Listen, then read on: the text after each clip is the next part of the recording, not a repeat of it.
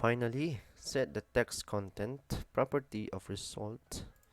Write down the result with the property, which is the text content equal to the function.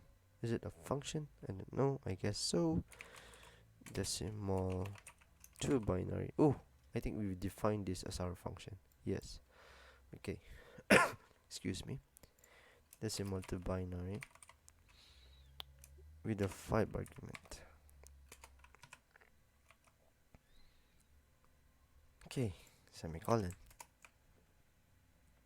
After this, test out your code by entering 5.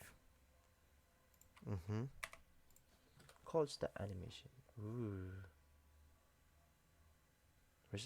Decimal? Mm.